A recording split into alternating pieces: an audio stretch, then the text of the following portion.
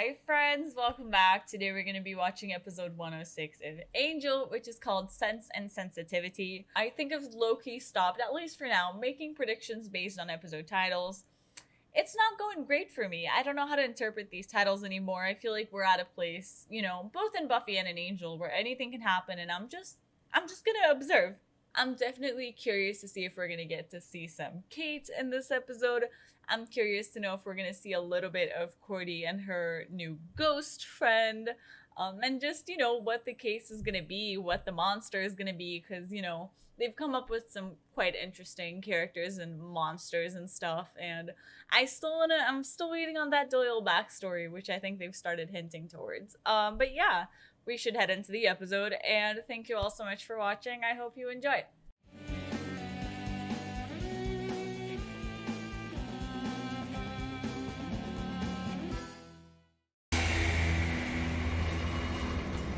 Oh, is it Kate?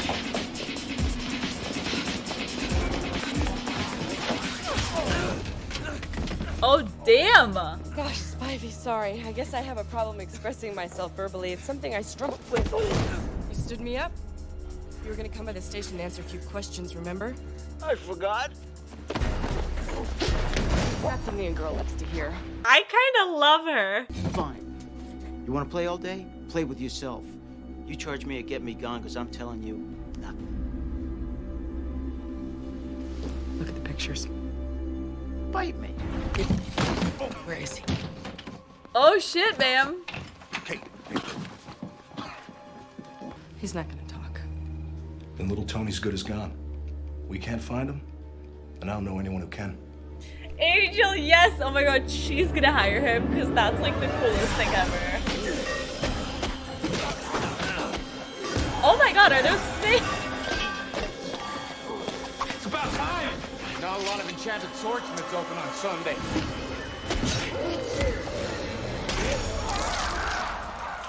Oh, that's Make sure to cut off all limbs and disgusting. both heads this time. Remember to bury the parts separately? I don't want this thing coming back to life again. That's it? I think he uses his torture creature of the night status as a license to be rude and insensitive. Oh, Sure, he's polite to the Oh. helpless and the downtrodden, but he ignores the people that are closest to him, the people who matter the most, you know? Can you say clueless? oh my goodness, Cordelia. So I'm a little reserved. Doesn't mean I don't care. It's like you don't have a pulse. I don't. Well, spend a little time listening to how the living interact. Oh yeah. Kate. Hello. Angel. Got a minute? Sure. We don't know where to send the subpoena. You can't find him. He's still in the city, we're pretty sure, but all my sources are dry. You want me to look into it? I'll pay for whatever you can get. I already owe you favors. You don't need This to. isn't a favor. It's a job. That's how we do it. This number is my direct line. All right. Time's a factor. Tony's looking to skip town. Got it. Just some of the guys looking to give me a hard time. Not a big deal. Well, he said I should say something, you know, just a few words to mark the occasion, seeing as you're my father. That'll be fine. Don't go to any trouble. It's no trouble, really. Detective, you got a call on 229? That's sad. I don't like seeing her sad. We don't go there. We already have a sad blonde. Hi. Is that That's Angel? exciting, isn't it? I just love boat trips. Who's the mook? Herb Saunders, Baltimore. It's Herb Saunders. Gripes, the freeways you people have in this town. I've been driving around circles all day, but the brochure did say boats leaving every 2 hours. I think you're still lost. That's not the boat, the Catalina? No. Are you sure? I could have sworn the ticket said Pier 39. It's here somewhere. I just had it. Come on, get out of here. Benny, I don't like that guy. Oh my I knew god. the hat was too much. This is so funny. Wolfram and Hart. Give me Lee Mercer. Yes, Mr. Papazian. We're already well aware of the situation. And are you aware I got a certain thorn in my side? Oh, yes. he... We understand the factors very clearly. And I think I can say with some confidence that thorn is about to be removed. Permanently. Oh no, they're not. No, they're not gonna kill Kate. Not when I'm just going to get attached. It's fine. Mm-hmm. What? Nothing. I just find it endlessly fascinating how your instincts are so highly attuned when it comes to boring old evil, but you have yet to make any mention of these new shoes. I thought she was gonna talk about Kate's. Look, Cordelia, women's shoes. Men, they just don't. Great shoes, Neil. So you were right. Papazian's planning something. What'd you hear? Papazian's planning something. That's it? One of the tools we use is this. It's called a talking stick. I know. It sounds silly, but it works if you give it a chance. It's our contract with each other. Whoever holds this has the freedom to express himself or herself completely, without judgment, within the confines of this room. So you had to get tough right out of the gate. Shut down your emotions. It's okay. You have our permission to be honest. Is there something that you always wanted to say to your mother, but never could? Will you marry me? He was getting somewhere, Kate. Oh, I want to hear her thoughts so much. You'd like Tell to me share everything something? about you. We'd like to hear it. No, I don't really. Afraid?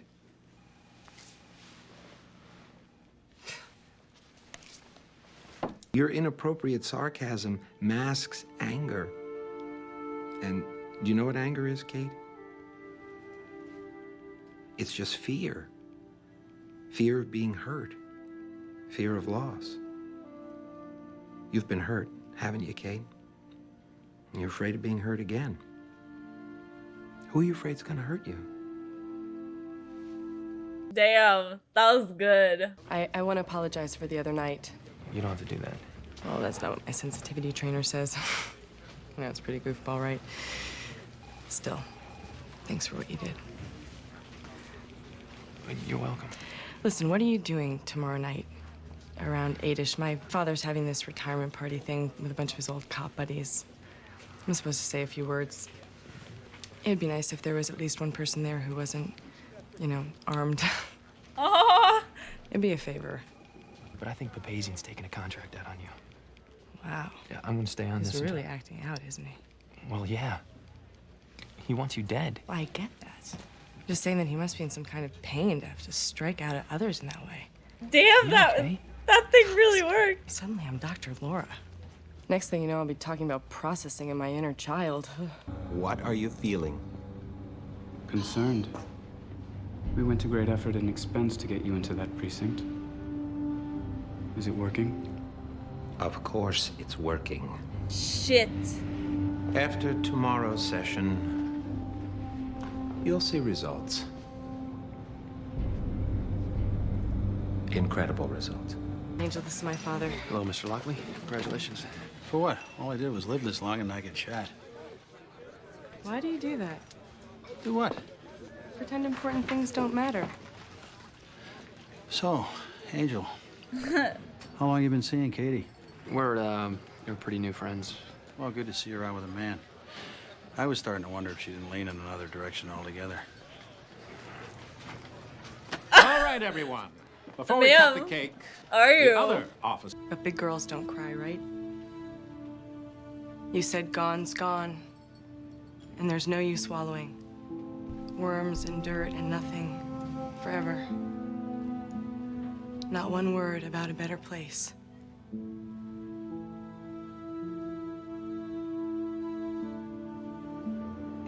You couldn't even tell a scared little girl a beautiful lie. Don't cry, please, Kate. God, I wanted to drink with you. I wanted you to laugh once with me.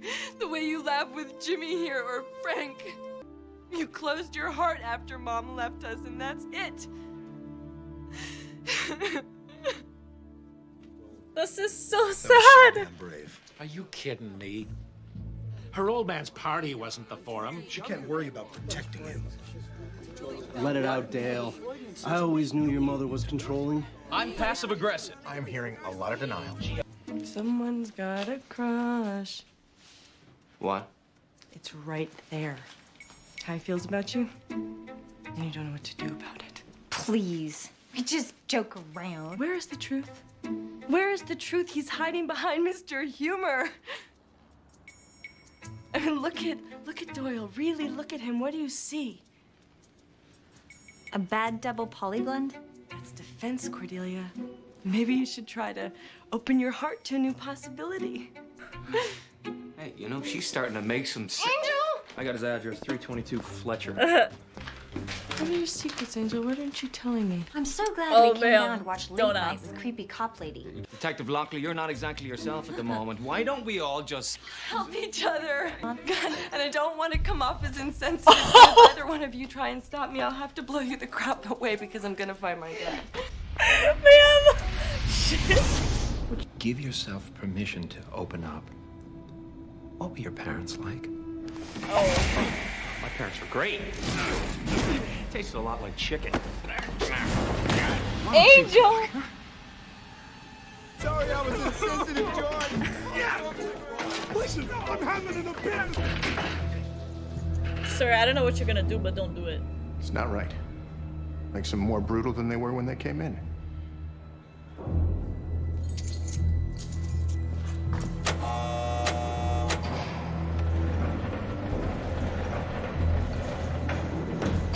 Mr. Sir, what kind of mental breakdown are you having right now? Look at what you're doing.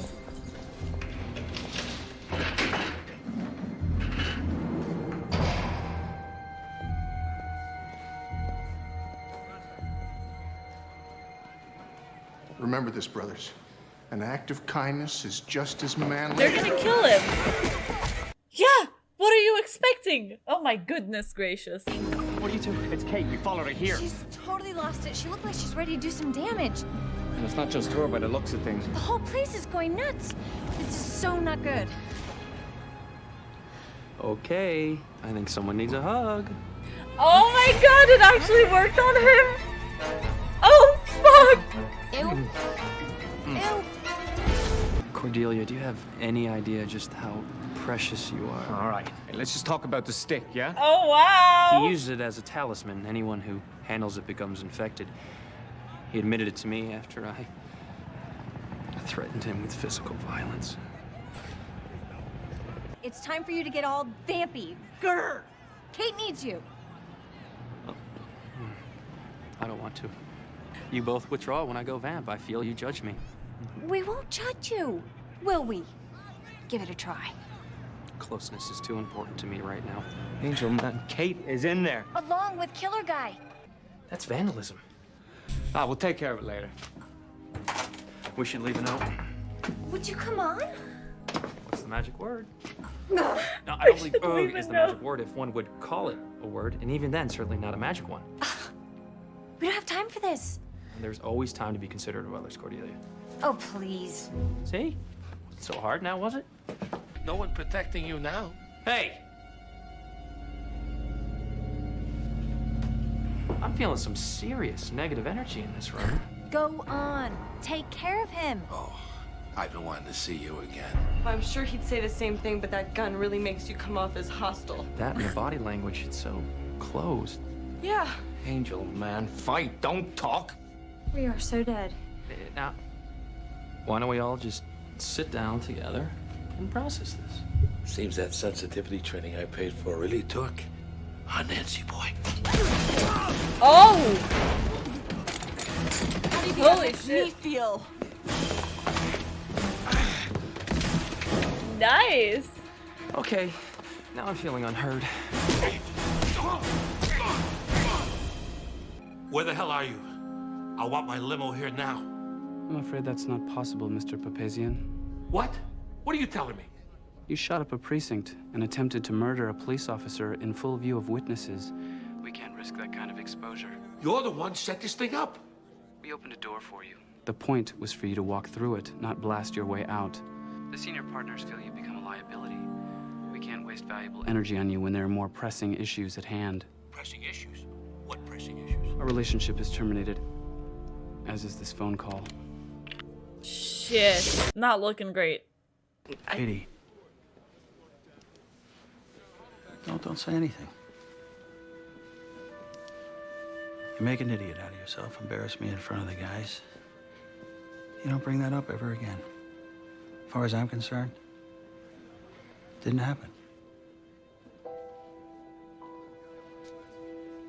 I thought this would be a lot nicer and heartwarming.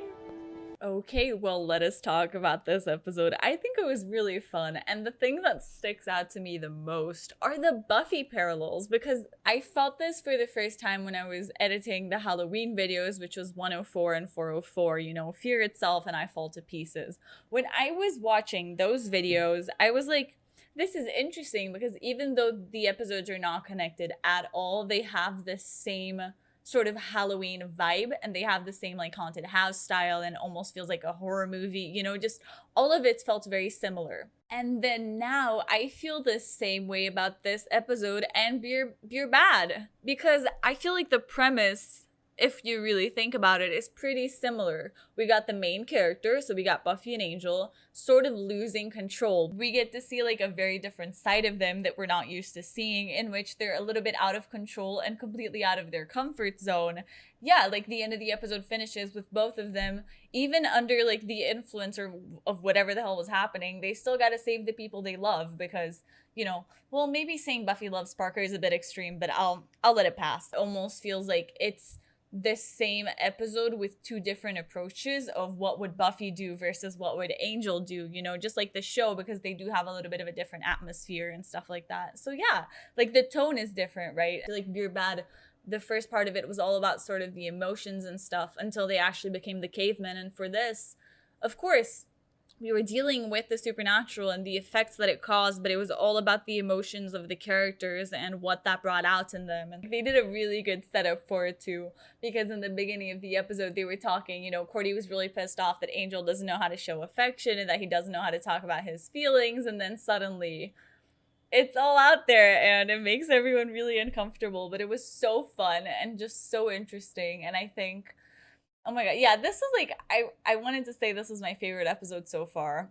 I think it might have been. I think this was just a really overall fun episode, because I love Kate. I am honestly going to love her. The second that they were like, we're gonna put her in danger, I was like, welcome to the gang, Miss Kate. You have officially made it. I was like, oh my god, because her name is not in the intro. What if they just wanted to bring her in, make us get attached just to kill her off? I was concerned for a whole minute, and then I was like, nah, they're not gonna do it. They're not. And I'm really glad that they didn't, because if they had killed Kate, I would have been very upset, because I feel like we're just starting to get to know her. And there was so much, like, we learned so much about her this episode that I think it was great. Like, I know that, you know, she was not having fun at all, but it taught me so much about her, and it made me love her even more. And so overall, that was a good episode for Domi, but a bad episode for Kate. It was such a subtle way for them to tell us so much about her, everything that shaped her into who she is, without making it like an exposition, you know, because, and they did very similarly in regards to Doyle, because, you know, Cordy and Angel, we already got some backstory, we already know them,